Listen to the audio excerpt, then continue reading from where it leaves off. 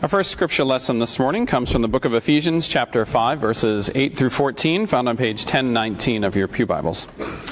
A very short lesson this morning that is shrouded in uncertainty. Many believe that this lesson was written by Paul to a specific church in Ephesus. Others will argue that this was written by one of Paul's students later on, and that it was a more general letter, not just to a church in Ephesus, but to many different churches. The nondescript nature of this letter leads you to believe that it might be the latter, that this might have been a more general letter, but we'll leave that for the scholars to figure out. We'll read the lesson today, which is talking a little bit about what it means to be children of light in the world. And so we'll read here in the 5th chapter. For once you were darkness, but now in the Lord you are light. Live as children of light, for the fruit of the light is found in all that is good and right and true. Try to find out what is pleasing to the Lord. Take no part in unfruitful works of darkness, but instead expose them. For it is shameful even to mention what such people do secretly. But everything exposed by the light becomes visible, for everything that becomes visible is light. Therefore it says, "Sleep or awake, rise from the dead, and Christ will shine on you." And our gospel lesson is John chapter 9, verses 1 through 41, found on page 932. I've mentioned before that John's gospel is the latest of the four gospels to be written, and as such is probably the most theologized of all the gospels. That is, John tries to create a theology of who Jesus was through the stories that he includes. And so we have a bunch of what John calls signs that he includes throughout the gospel that speak of who Jesus is. And so we have a long story today that is one of those signs. It's going to go all the way through the end of chapter 9, and actually some will say into chapter 10, that continues to explain what's going on here in chapter 9. We're going to stop at the end of 9. You can read 10 on your own and let you decide if it's still part of the story. But we will focus here on the story in chapter 9. As he walked along, he saw a man blind from birth. His disciples asked him, "Rabbi, who sinned, this man or his parents, that he was born blind?" Jesus answered, "Neither this man nor his parents sinned. He was born blind so that God's works might be revealed in him. We must work the works of him who sent me while it is day. Night is coming when no one can work. As long as I am in the world, I am the light of the world." When he had said this, he spat on the ground and made mud with the saliva and spread the mud on the man's eyes, saying to him, "Go, wash in the pool of Siloam," which means sent. Then he went and washed and came back able to see. The neighbors and those who had seen him before as a beggar began to ask, "Is this not the man who used to sit and beg?" Some were saying, "It is he." Others were saying, "No, but it is someone like him." He kept saying, "I am the man." But they kept asking him, "Then how were your eyes opened?" He answered, "The man called Jesus made mud, spread it on my eyes, and said to me, 'Go to Siloam and wash.' Then I went and washed and received my sight." They said to him, "Where is he?" He said, "I do not know." They brought to the Pharisees the man who had formerly been blind. Now it was a Sabbath day when Jesus made the mud and opened his eyes. Then the Pharisees also began to ask him how he had received his sight. He said to them, "He put mud on my eyes, then I washed, and now I see." Some of the Pharisees said, "This man is not from God, for he does not observe the Sabbath." But others said, "How can a man who is a sinner perform such signs?" And they were divided. So they said again to the blind man, "What do you say about him? It was your eyes he opened." He said, "He is a prophet." The Jews did not believe that he had been blind and had received his sight until they called the parents of the man who had received his sight and asked them, "Is this your son who you say was born blind? How then does he now see?" His parents answered, "We know that this is our son and that he was born blind. But we do not know how it is that now he sees, nor do we know who opened his eyes. Ask him, he is of age, he will speak for himself." His parents said this because they were afraid of the Jews, for the Jews had already agreed that anyone who confessed Jesus to be the Messiah would be put out of the synagogue. Therefore his parents said, "He is of age, ask him." So for the second time they called the man who had been blind, and they said to him, "Give glory to God, we know that this man is a sinner." He answered, "I do not know whether he is a sinner. One thing I do know, that though I was blind, now I see." They said to him, "What did he do to you? How did he open your eyes?" He answered them, "I have told you already, and you would not listen. Why do you want to hear it again? Do you also want to become his disciples?" Then they reviled him, saying, "You are his disciple, but we are disciples of Moses. We know that God has spoken to Moses, but as for this man, we do not know where he comes from." The man answered, "Here is an astonishing thing. You do not know where he comes from, and yet he opened my eyes. We know that God does not listen to sinners, but he does listen to the one who worships him and obeys his will. Never since the world began has it been heard that anyone opened the eyes of a person born blind. If this man were not from God, he could do nothing." They answered him, "You were born entirely in sins, and you are trying to teach us?" And they drove him out.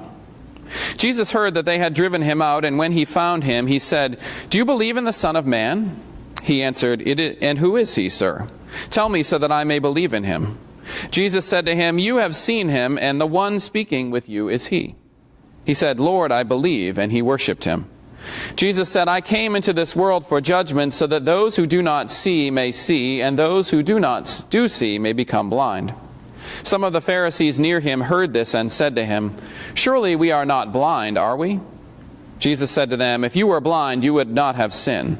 But now that you say we see, your sin remains." May God's blessing be upon the hearing and the understanding of this holy word.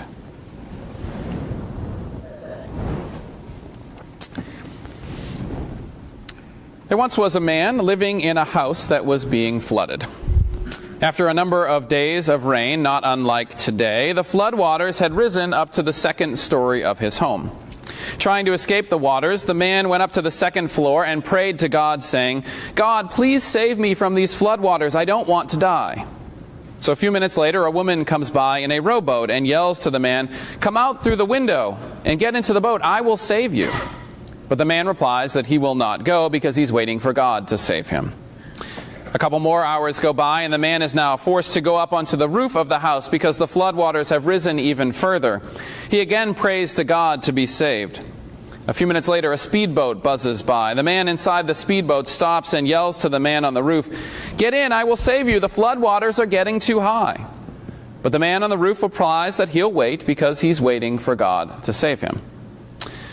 A few more hours go by, and the man is now sitting on the very top of his chimney, and he prays again for God to save him.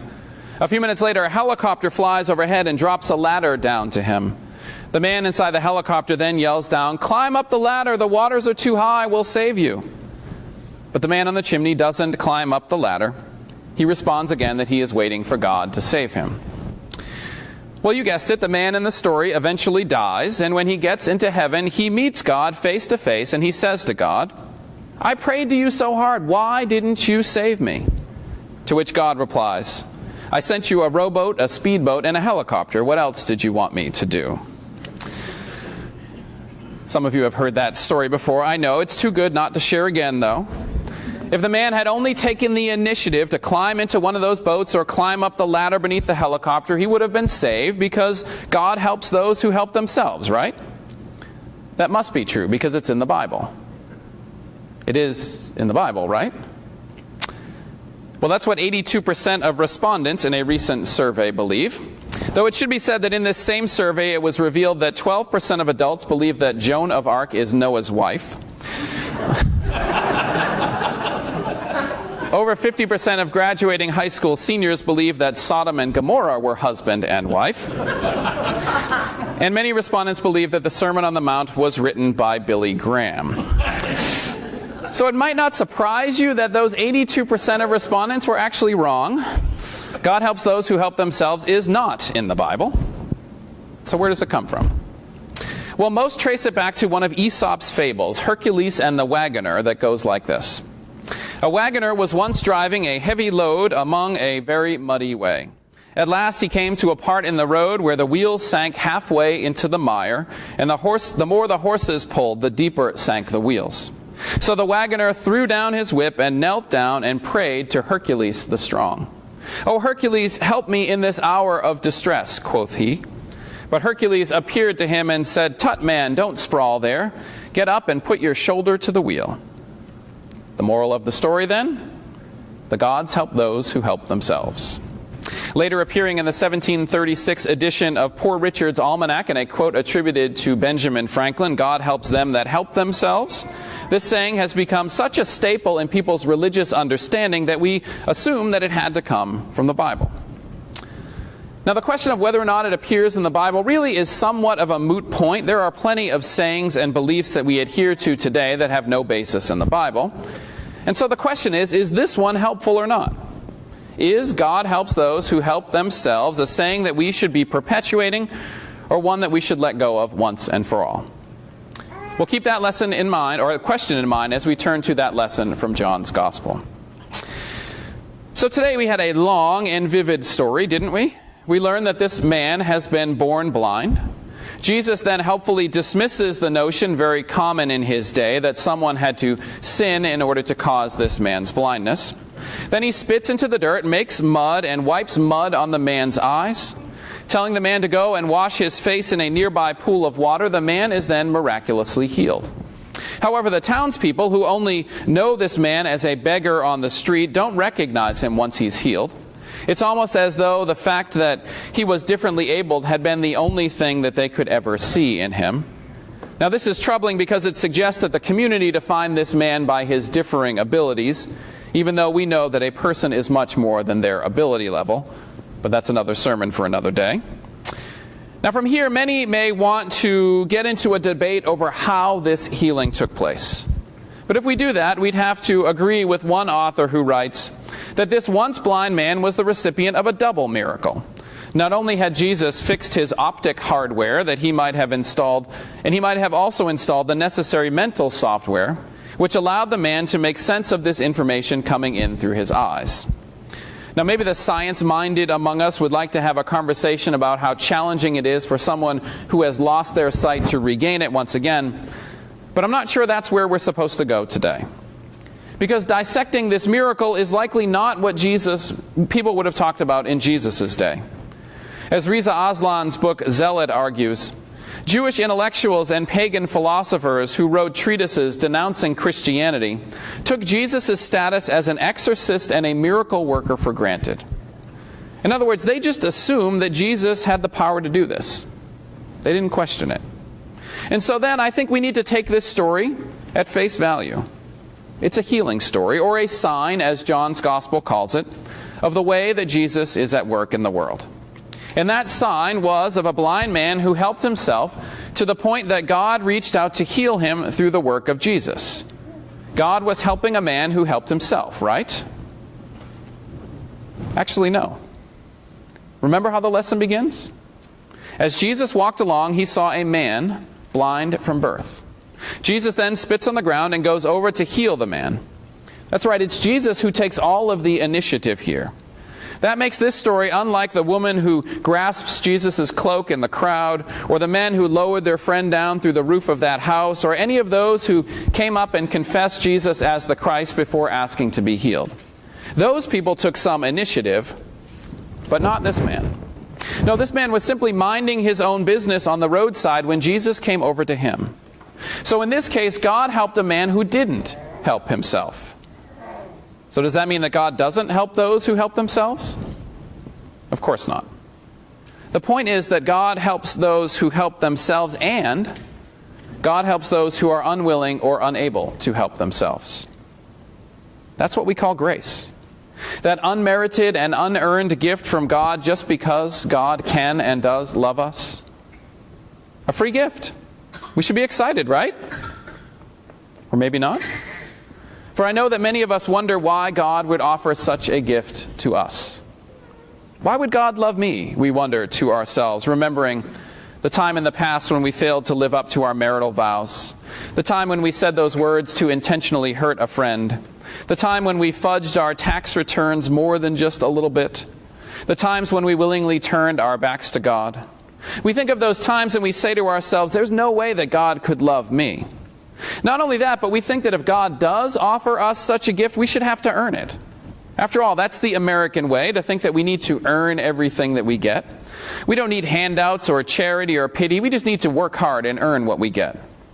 And that's why I think God helps those who help themselves is such a popular saying.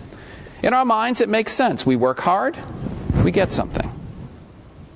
But that's not how God works. There's no chart of merit that dictates how much we have to do in order to get God to respond. We don't say, well, if the man calls to Jesus, or if he takes 2 steps in Jesus' direction, then Jesus will respond, but otherwise he's out of luck. No, we see a story here in which Jesus goes out of his way upon seeing someone in need to help without being asked to intervene at all. That's grace. That's a free gift of God's love that we don't need to earn in order to be able to receive. In fact, I would go so far as to say that such help comes not only when we aren't doing anything to help ourselves, but when we can't do anything to help ourselves. The morning when depression has us so in its control that we can't get out of bed. The night when sorrow overwhelms us and we can't stop the tears from flowing. The afternoon when indecision and uncertainty paralyzes us and we can't figure out where to go. The moment when the weight of the world pins us into submission. In those times, I would argue, perhaps even more than others, God is ready to reach out and lend a hand. For when we can't take a step towards God, I believe that God is more than eager to take a step towards us, to pursue us, as our psalm for today says. And that's why, in my mind, God helps those who help themselves is pretty unhelpful in my book. It puts limits on God's grace and activity in the world. It says that God will only respond if we climb up that ladder or search for Jesus in a crowd. But that's not how God works. God notices us sitting on the roadside or at the bedside or at the graveside, and God stops, turns in a new direction, and comes over to us and says, I know you can't do anything right now, and that's okay. My love and my grace are here to pick you up and help you on your way. I don't care what you've done or haven't done.